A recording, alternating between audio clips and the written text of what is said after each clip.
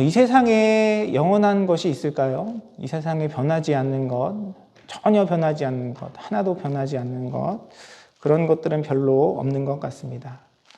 우리의 삶도 매일 똑같은 삶을 살아가는 것 같지만 우리의 몸을 구성하고 있는 여러 세포들은 하루에도 수없이 많이 죽고 또 새로 태어난다는 사실을 여러분 아십니까? 체중이 한 70kg 정도 되는 사람을 기준으로 했을 때 그 몸을 구성하고 있는 세포는 약 30개 조 정도 된다고 해요. 30개 조의 세포가 약 70kg의 체중을 가진 사람들에게 구성되어 있다고 합니다. 저는 조금 더 많은 것 같아요, 세포가. 네. 그런데 그 세포들이 1초에 380만 개씩 새로 죽고 태어난다고 합니다. 1초에. 380만. 엄청난 숫자죠. 우리는 변함없이 하루하루 살아가는 것 같지만 우리 몸에 있는 많은 세포들이요, 순식간에 죽고 다시 태어나기를 반복하고요. 80일 정도가 지나면 우리 몸에 있는 모든 세포들이 다 변하는, 다 바뀌어 있는 그 정도의 수치로 우리의 몸에 그런 세포들이 죽고 살아가고 그런 일들이 지금 우리 몸 안에서 일어나고 있습니다.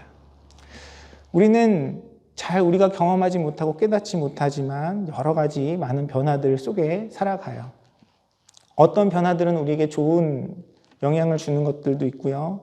어떤 변화들은 또 우리에게 부정적으로 판단되는 것들도 있습니다. 우리가 음식을 할 때 발효를 시켜 먹거나 또 어떤 일에 있어서 우리가 발전을 이루고 개발을 이루고 진화를 이루고 성장을 이루는 것들, 그런 것들은 우리에게 좋은 변화라고 할 수 있을 것입니다. 반대로 어떤 것이 변질되거나 부패되거나 낙후되거나 썩었거나 아니면 우리가 그런 표현 많이 하죠. 아우, 저 사람이 변했어. 이런 말 많이 하잖아요. 그런 부정적인 변화들도 우리가 삶 속에 살아가고 있습니다. 성경은 오늘 우리의 삶의 그런 변화의 필요성에 대해서 이야기하고 있어요. 바울은 이방인이었던 에베소 성도들의 그 삶 속에서 그들이 반드시 경험해야 할, 예수님을 믿고 난 이후에 변화되어야 할 그 삶에 대해서 언급하고 있습니다. 분명히 그들이 예수 그리스도를 구주로 고백하고 또 받아들였다면 그 삶에 어떤 긍정적인 새로운 변화들이 나타나야 할 텐데 그들의 삶에 여전히 이방인으로서의 삶의 모습들을 버리지 못하고 그리스도의 백성으로서, 그리스도의 자녀로서, 그리스도의 제자로서 살아가는 그런 삶의 모습들이 없는 것을 보고 바울은 오늘 본문을 통하여 그들을 책망하고 또 그들이 새로운 삶을 살아갈 것을 권면하고 있는 것을 우리는 말씀을 통해 확인할 수 있습니다. 17절 말씀에 보면 바울은 다음과 같이 이야기하죠. 우리 다시 한번 말씀을 함께 읽겠습니다. 그러므로 내가 이것을 말하며 주 안에서 증언하노니 이제부터 너희는 이방인이 그 마음에 허망한 것으로 행함같이 행하지 말라. 에베소 성도들은 그들이 당연히 이방 지역에 있었기 때문에 대부분 이방인으로서 예수님을 영접한 사람들이었습니다. 그런데 바울은 그들이 믿는 자들로서 예수 그리스도를 고백하고 또 예수님의 제자로서의 삶을 살아감에 있어서 그들의 삶이 변하지 않고 여전히 이방인처럼 예수님을 믿기 전에 그 모습 그대로 살아가고 있는다는 것을 책망하고 그들의 변화를 촉구하고 있는 것을 오늘 본문을 통해 우리는 확인할 수 있습니다. 믿는다는 것은 단순히 예수님, 제가 예수님을 나의 구주로 영접합니다 라는 고백만을 포함하고 있지 않습니다.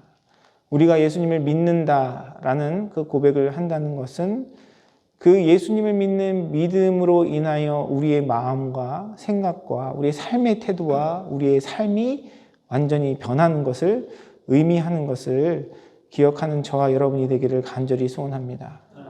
누군가가 예수님 믿습니다 라고 하는데 그 삶의 마음의 태도와 생각과 행동이 전혀 변하지 않는다면 그것은 참된 믿음이라고 이야기할 수 없을 것입니다.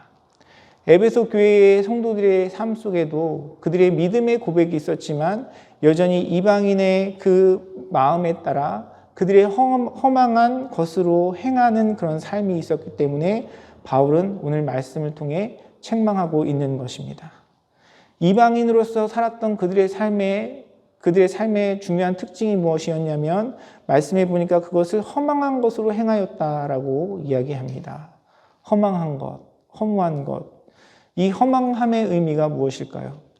전도서 1장 2절에 보면 전도자는 이렇게 이야기합니다. 전도자가 이르되 헛되고 헛되며 헛되고 헛되니 모든 것이 헛되도다라고 이야기합니다. 성경은 우리에게 이 세상의 삶에 대해서 모든 것이 헛되다라고 이야기합니다.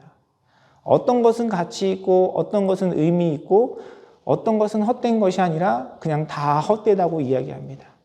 하나님 없이 이 세상을 살아가는 그 삶에 우리가 가치를 두고 소중하게 생각하는 그 모든 것들이 헛되다라고 우리에게 일깨워주고 있는 것입니다. 마태복음 6장 19절에도 예수님께서 이렇게 말씀하셨어요. 너희를 위하여 보물을 땅에 쌓아두지 말라. 거기는 종과 동록이 행하며 도둑이 구멍을 뚫고 도둑질하느니라. 예수님께서는 우리에게 뭐라고 말씀하십니까? 이 땅에 보물을 쌓아두지 말라라고 말씀하십니다. 이 세상에 가치를 두고 이 세상에 우리의 마음을 두고 소망을 두고 살아가지 말라라고 이야기합니다. 왜 그렇습니까? 이 세상에 있는 것들은 다 유한하고 이 세상에 있는 것들은 다 변질되고 이 세상에 있는 것들은 제한적이고 한시적이기 때문에 그렇습니다. 여러분 자녀들 사랑으로 키우고 양육하시잖아요. 이 세상에 자녀들만큼 소중하고 귀한 것이 어디 있겠습니까? 그런데 자녀들을 키워놓고 부모님들이 하는 고백은 무엇입니까? 자식들 키워봐야 소용없다라고 고백하지 않습니까? 여러분 이 세상에 영원한 것은 없어요. 이 세상에 우리가 소망을 두고 살아가야 할 만한 것들이 없습니다. 전도자가 이야기한 것처럼 모든 것이 다 헛되고요. 예수님께서 가르쳐 주신 것처럼 이 땅에 있는 것들은 상하기 쉽고 빼앗기기 쉬운 것들입니다. 그런데 중요한 것은 무엇이냐면 때로는 우리가 이 허망한 것들을 채우는 것을 우리의 신앙으로 착각할 때가 있다는 것이에요. 여러분 하나님 앞에 어떤 기도의 제목들을 올려드리고 계십니까? 여러분 요즘 어떤 소망을 두고 하나님 앞에 기도하고 계세요? 혹시 여러분이 소망하고 기도하는 것들이 다 이 땅의 허망한 것들에 제한되어 있지는 않으십니까?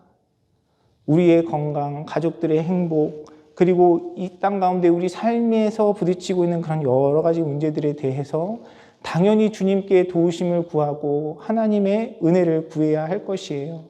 하지만 우리의 기도와 소원이 단지 이 땅의 것에만 제한되어 있고 이 땅의 것들만 바라보고 있다면 그것은 아마도 예수님께서 말씀하고 계시는 이 땅에 보물을 쌓아두는 일과 크게 다르지 않을 것입니다.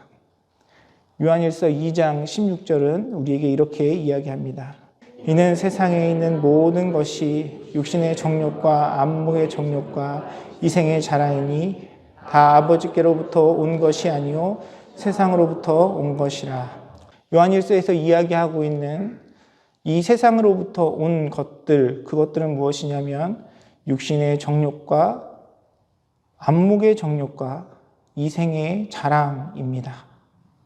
여러분 우리가 주님 앞에 기도하고 간구하는 것들이 이 육신에 속해져 있는 우리의 욕심과 안목의 정욕과 이 땅 가운데서 우리가 자랑할 만한 것들에만 제한되어 있다면 그것은 하나님으로부터 온 것이 아니라 예수님께서 우리에게 주시고자 했던 그런 가르침이 아니라 세상으로부터 온 것임을 기억하는 저와 여러분의 삶이 되기를 간절히 소원합니다. 우리가 아무리 믿음으로 고백하고 하나님을 의지한다고 해도 우리가 주님 앞에 간구하는 기도의 고백이 하나님을 향한 하나님의 도우심을 향한 그 부르짖음이 이 땅의 육신의 강건함과 세상의 안녕과 자녀들의 성공에만 제한되어 있다면 결코 그것은 하나님께서 우리에게 원하시는 믿음의 삶이 아니고요. 바울이 지적하고 있는 것처럼 그것은 이방인들과 같이 허망한 것을 쫓는 삶이라는 것을 기억하는 저와 여러분의 삶이 되기를 간절히 소원합니다. 오늘 본문에 보니까 2장 18절과 19절은 구체적으로 그 허망한 삶에 대해서 더 자세히 설명하고 있어요. 그들의 총명이 어두워지고 그들 가운데 있는 무지함과 그들의 마음이 굳어짐으로 말미암아 하나님의 생명에서 떠나 있도다. 그들이 감격자가 되어 자신을 방탕에 방임하여 모든 더러운 것을 욕심으로 행하되. 그 허망한 것들을 쫓는 자의 특징에 대해서 18절과 19절은 자세하게 설명하고 있는데요. 총명이 어두워지고 무지하고 마음이 굳어지고 하나님의 생명에서 떠나 있고 감각이 없고 방탕에 방임하여 모든 더러운 것으로 욕심으로 행하는 것이 바로 허망한 데에 있는 자들의 모습의 특징이라고 이야기하고 있습니다. 간단하게 정리해서 18절과 19절에 이야기하면 어떤 무감각한 상태에 대해서 이야기하고 있어요. 무엇에 대한 무감각이겠습니까? 바로 죄에 대한 무감각이죠. 하나님께서 분명히 우리에게 그것이 땅에 속한 것이고 헛된 것이라 말씀하셨는데 우리는 그 가운데 무감각하여 그것이 신앙인 양, 믿음인 양 그것만을 추구하고 살아간다면 그것은 하나님께서 원하시는 그리스도의 제자로서 하나님 나라의 백성으로서의 삶이 아니라 바로 이방인들과 같은 그 모습이다라는 사실을 깨닫는 저와 여러분이 되기를 간절히 소원합니다. 결론적으로 바울은 20절에 이렇게 이야기합니다. 오직 너희는 그리스도를 그같이 배우지 아니하였느니라. 그것은 그리스도의 가르침이 아니다. 그것은 예수님께서 우리에게 일깨워주신 것이 아니다. 너희가 예수 믿고 이 땅 가운데 육신의 강건함을 추구하고 예수 믿고 이 땅에 헛된 것들의 마음을 두고 그것만을 바라고 소망하며 나아간다면 그것은 예수님의 가르침이 아니다라고 바울은 강력하게 우리에게 이야기하고 있는 것입니다. 바울이 이 경고와 책망 가운데 우리 자신을 돌아보는 저와 여러분의 삶이 되기를 원합니다. 여러분은 어떤 소망을 가지고 어떤 기도의 제목을 가지고 주님 앞에 나아가고 계십니까? 물론 우리의 모든 삶을 주님께 의지하고 우리의 작은 것이라도 하나님의 살아계심, 하나님의 인도하심, 하나님의 주권을 의지하고 주님을 의탁하며 살아가야 할 것이에요. 하지만 우리가 주님 앞에 간구하고 바라고 구하는 소원들이 이 땅의 것에만 제한되어 있고 오히려 그것을 통하여 나의 자랑을 삼고 나의 정욕을 채우는 일이라면 그것은 결코 예수님께서 우리의 삶을 통하여 이루고자 하시는 일이 아니라는 사실을 우리는 기억하며 주님 앞에 주님께서 원하시는 그 삶을 살아가는 저와 여러분의 삶이 되기를 간절히 소원합니다.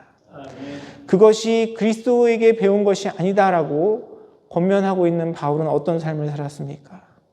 그는 복음 때문에 우리가 늘 바라고 기도하는 그 간구한 그 세상의 풍요함을 배설물과 같이 여기고 예수 그리스도를 쫓아 살아가는 삶을 살았습니다. 하나님께서 허락하신 그 하늘 나라의 신령한 복을 바라보고 자신의 삶을, 자신의 생명마저도 주님께 내어드리는 복된 삶을 살았던 삶이 바로 바울의 삶이었습니다. 우리의 삶에도, 우리의 믿음의 삶에도 주님을 향한 그런 소망이 있기를 원합니다. 그런 결단과 그런 헌신으로 주님 앞에 살아가는 저와 여러분의 삶이 되기를 간절히 소원합니다. 그렇다면 우리는 어떤 삶을 통하여 하나님 앞에 영광 올려드려야 할까요? 방금 읽었던 20절의 그 책망의 말씀 속에서 우리는 우리의 삶의 목적에 대해 다시 한번 확인할 수 있습니다.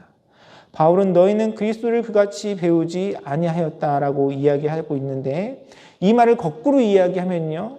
우리는 그리스도를 배우는 삶을 살아야 한다는 사실을 다시 한번 우리에게 깨우쳐 주고 있습니다. 우리가 이 땅을 살아가면서 주님과의 관계 가운데 우리가 추구하며 살아가는 것은 나의 소망과 나의 소원을 주님께 아뢰어 그것을 얻어내는 것이 아니라 우리는 그리스도를 배우는 삶을 살아야 할 줄 믿습니다. 우리가 그리스도에 대해서 배우는 것이 아니고요. 그리스도께서 이 땅 가운데 오셔서 우리에게 가르쳐 주시고 우리에게 보여주시고 우리에게 나타내 주신 그 삶을 따라서 그리스도를 닮아가는 삶, 그리스도를 배우는 삶을 하나님께서 원하시는 사실을 깨닫는 저와 여러분이 되기를 간절히 소원합니다. 21절은 좀 더 자세히 이야기하고 있습니다. 진리가 예수 안에 있는 것 같이 너희가 참으로 그에게서 듣고 또한 그 안에서 가르침을 받았을진대라고 성경은 이야기하고 있습니다. 우리가 이 땅 가운데 살아가며 하나님께서 우리를 믿음의 백성으로 부르신 이후에 우리의 삶 가운데 요구하시는 것은 우리에게 들려주신, 우리가 들은 그 말씀 가운데 예수님의 가르침대로 배우고 따라 살아가는 것이 하나님께서 우리의 삶 가운데 원하시는, 하나님께서 우리의 삶 가운데 이루고자 하시는 하나님의 뜻인 줄 믿습니다. 이방 사람들처럼, 세상 사람들처럼 세상의 헛된 것을 바라고 추구하는 삶이 아니라 우리를 하나님의 자녀로 불러주시고 예수 그리스도의 제자로 불러주신 그 하나님의 뜻과 목적에 맞게 예수 그리스도를 배우며 예수 그리스도의 가르침 가운데 그분을 닮아가는 저와 여러분의 삶이 되기를 간절히 소원합니다. 22절부터 24절의 말씀은 그 예수님의 가르치심, 그것이 무엇인지 더 자세히 이야기하고 있어요. 너희는 유혹의 욕심을 따라 썩어져가는 구습을 따르는 옛사람을 벗어버리고 오직 너희의 심령이 새롭게 되어 하나님을 따라 의와 진리의 거룩함으로 지으심을 받은 새 사람을 입으라 라고 성경은 우리에게 일깨워주고 있습니다. 우리가 허망한 것을 따랐던 그 옛사람을 벗어버리고 우리의 심령을 새롭게 하셔서 의와 진리의 거룩함으로 우리를 새롭게 창조하신 그 하나님의 은혜 가운데 새 사람을 입으라라고 우리에게 권면하고 있습니다. 여러 가지 다양한 표현으로 이렇게 이야기하고 있는데 간단하게 이야기하면 예수 그리스도를 붙들고 주님과 동행하는 삶을 살아가라는 것입니다. 예수 그리스도를 닮아가는 그 삶을 살아가라는 것이에요. 고린도전서 1장 30절은 바울이 이야기하고 있는 의와 진리에 대해서 다음과 같이 이야기합니다. 너희는 하나님으로부터 나서 그리스도 예수 안에 있고 예수는 하나님으로부터 나와서 우리에게 지혜와 의로움과 거룩함과 구원이 되셨으니 라고 이야기합니다. 의는 무엇입니까? 진리는 무엇입니까? 거룩함은 무엇입니까? 바로 예수 그리스도이십니다. 예수님께서 우리의 모든 죄와 허물을 십자가에서 사하여 주시고 부활하신 그 생명의 능력으로 우리와 함께 하셔서 연약하고 부족한 우리의 삶을 통하여 예수님을 닮아갈 수 있는 은혜와 능력을 베풀어 주시고 성령님께서 우리의 삶 가운데 함께 하시는 가운데 우리는 하나님의 축복의 도구, 은혜의 도구, 능력의 도구로 이 땅 가운데 살아갈 수 있는 것입니다. 그 능력과 은혜를 경험하는 저와 여러분의 삶이 되기를 간절히 소원합니다. 바울은 그런 삶을 살았기 때문에 자신의 삶 가운데 함께 하시는 하나님의 능력과 은혜에 대해서 자신 있게 고백하고 또 그 사랑 때문에 늘 감동하고 감격하는 그런 삶을 살았던 사람입니다. 로마서 8장 35절에 보면 자신을 향한 그 하나님의 사랑에 대해 감격하며 주님 앞에 고백하는 바울의 고백을 볼 수 있는데요. 세 번역으로 우리 함께 한번 이 말씀을 보겠습니다. 누가 우리를 그리스도의 사랑에서 끊을 수 있겠습니까? 환난입니까? 공고입니까? 박해입니까? 굶주림입니까? 헐벗음입니까? 위협입니까? 또는 칼입니까? 바울은 자신이 하나님 앞에 자신의 삶을 헌신하고 내어드리고 희생하고 이 세상의 허망한 것들을 배설물로 여기고 다 포기하며 자신의 삶을 하나님 앞에 드렸지만 자신의 삶 가운데 임하신 그 예수 그리스도의 사랑에 대하여 이 세상의 그 어떤 것도 끊을 수 없는 놀라운 사랑이라고 고백하고 있습니다. 참 우리에게 많이 들려지고 우리가 은혜롭게 받는 이 말씀인데요. 사실 로마서 8장 35절의 말씀은 한편으로는 굉장히 두려운 그런 말씀이에요. 왜 이 말씀이 두려운지 아세요? 바울은 뭐라고 고백하냐면 환난도 곤고도 박해도 굶주림도 헐벗음도 위협도 칼도 나를 향한 예수 그리스도의 사랑을 끊을 수 없다라고 고백하고 있는데요. 이 말을 달리 표현하면 바울은 환난도 겪어봤고요. 곤고도 겪어봤고 박해도 겪어봤고 굶주림도 겪어봤고 헐벗음도 위협도 칼도 겪어봤는데 내가 그 모든 고난들을 겪으며 지나 보니까 그 모든 것이 나를 향한 그 예수 그리스도의 사랑, 하나님의 사랑으로부터 그것들이 그 사랑을 끊어낼 수 없다라는 고백을 하고 있는 것입니다. 하나님의 사랑이 내 삶 가운데 함께 하고 있다라는 고백이기도 하지만 다른 한편으로는 내 삶에 이런 여러 가지 고난과 시련들이 있었지만 그 가운데서도 주님은 그 사랑으로 나와 함께 하셨다라고 고백하고 있는 것입니다. 아멘. 하나님은 분명히 우리의 삶 가운데 우리를 지키시고 보호하시고 환난 가운데 피할 길을 여시고 형통함을 여시는 주님이신 줄 믿습니다. 그러나 하지만 때로는 우리의 삶 가운데 그런 어려움과 고난과 시련이 있다 할지라도 하나님께서는 그 가운데 여전히 그것들이 우리를 끊어낼 수 없는 주님의 사랑으로 함께 하시는 분이심을 바울은 고백하고 있는 것입니다.